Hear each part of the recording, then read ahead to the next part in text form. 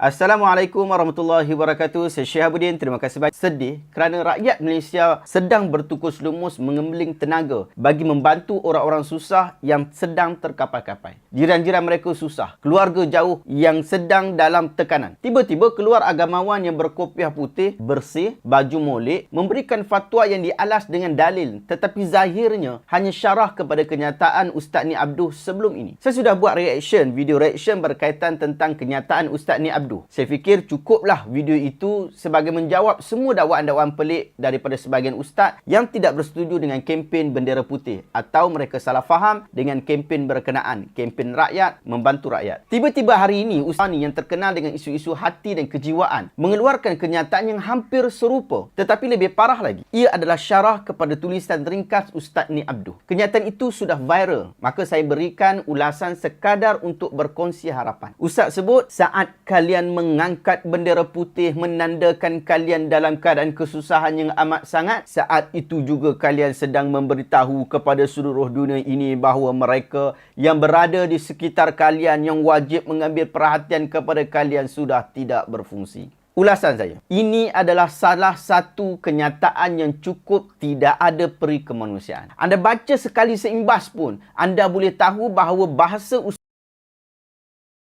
tidak faham isu bendera putih, melainkan beliau fikir ini isu orang miskin yang hanya mahu dapatkan perhatian. Bahkan, saya berfikir ini adalah satu gertakan dan cubaan menggunakan sentimen emosi dan agama bagi memperbetulkan pendapat yang pelik pada waktu ini. Sebahagian yang bertaklid buta, membabi buta berkata, Ustaz hanya sebutkan pandangan agama saja. Bolehlah kita berbeza pendapat dalam bab ni. Bro, pendapat agama mana yang dipakai dalam bab ni? Tiada agama yang mahu gertak orang. Jangan bagi tahu kepada orang ramai bahawa awak susah. Nanti seolah-olah awak telah memberitahu kepada adik-beradik awak, jiran awak, ketua kampung, persatuan penduduk, pejabat zakat, Baitumal, bahkan pemerintah dan sultan tidak berfungsi. Agama mana yang ajar begitu? Akhirnya orang susah itu kerana tidak mahu menjatuhkan maruah adik-beradik, jiran dan ketua kampung dia, dia memendamkan kesusahan dan tekanan yang merobek-robek jiwanya setiap hari. Dia beranggapan nanti bahawa agama telah melarangnya. Tetapi ajaran agama mana yang menyebutkannya? Ajaran Islam, ajaran Kristian, ajaran Buddha, tidak ada yang menyebutkannya. Ajaran Islam mengajar bahawa setiap orang perlu dibantu apabila mereka susah, tanpa mengira mereka Muslim atau non-Muslim. Bahkan anjing yang kelaparan menjelir lidah kepada kita pun, kita kena tolong. Di dalam Sahih Bukhari, Rasulullah SAW bercerita, "Ghufirat limra'atin mumisatin marrat bikalbin ala ra'si rakiyyin yalhath, qala kada yaqtuluhu al-'atash, fanaza'at khuffaha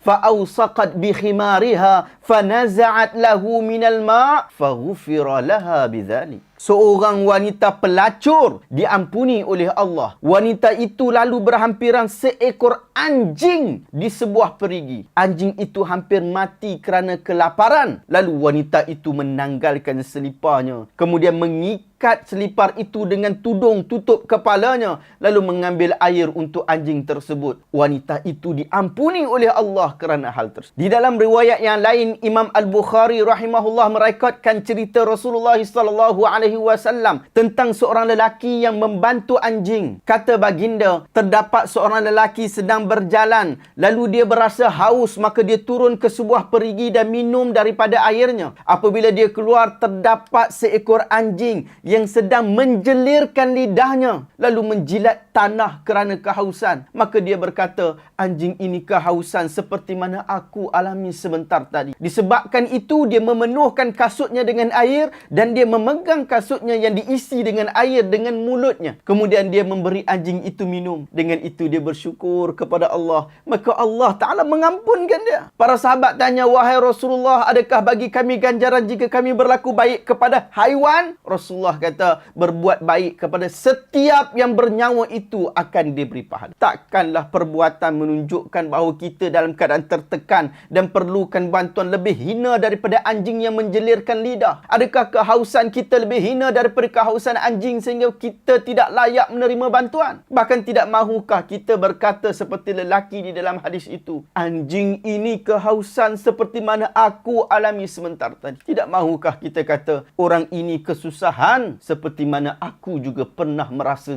susah sebelum ini. Ketika Abu Hurairah keluar ke tengah jalan kerana kelaparan, Rasulullah tidak mempertikaikan sahabat-sahabat kaya yang tidak membantu, tetapi Rasulullah selesaikan masalah dia. Ketika Rasulullah SAW mengatakan kepada Qabisah bahawa harus untuk meminta-minta apabila sudah berhutang, harus meminta-minta apabila sudah hilang harta benda, harus meminta-minta apabila sudah jatuh miskin, Nabi tidak pernah berkata jangan meminta-minta kerana nanti anda telah mengatakan aku ini sudah tidak memerhatikan kebajikan umatku. Sahabat-sahabatku yang kaya tidak mempedulikan saudara sesama Islamnya. Adik-beradikmu tidak mengambil berat dan memberi pertolongan. Tetapi Nabi mengajarkan kita untuk sentiasa memberikan bantuan tanpa mengira siapa dan apakah mereka itu. Hari ini orang tolong orang susah yang kesempitan hidup. Sebenarnya mereka bukan sekadar membantu daripada sudut kewangan dan harta benda, tetapi mereka membantu daripada sudut jiwa, kekuatan, harapan untuk terus hidup, harapan untuk terus berjuang dan tetap teguh memegang panji-panji syariat tu. Tapi tolonglah, jangan memperlekehkan dan menghentam orang susah yang mengibarkan bendera hanya untuk terus mendapatkan harapan hidupnya dan makanan yang sedikit. Isu zaman ini adalah isu tekanan jiwa. Ia boleh jadi lebih teruk daripada apa yang kita sangka. Bahkan terbukti sebahagian yang membunuh diri pada hari ini daripada kalangan orang Malaysia adalah kerana tekanan hidup. Kita selaku Muslim sepatutnya menyokong apa saja cara untuk membantu rakyat kita yang susah dan tertekan. Ustaz,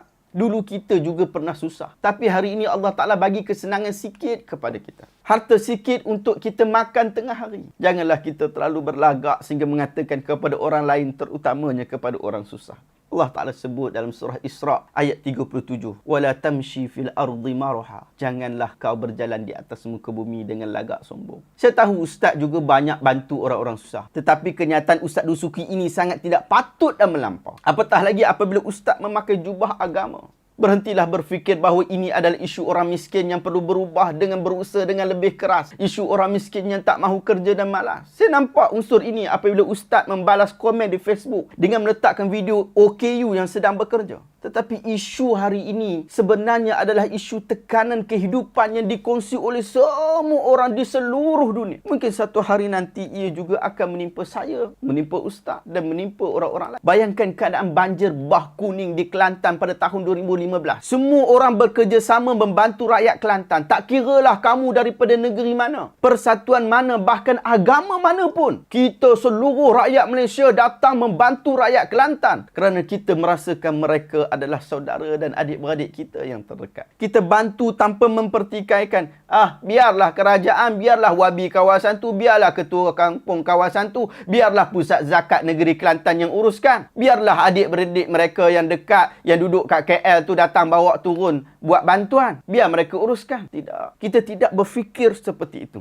Tetapi kita bantu dalam keadaan semua orang susah. Orang yang bantu itu juga boleh jadi sebahagian juga adalah orang susah.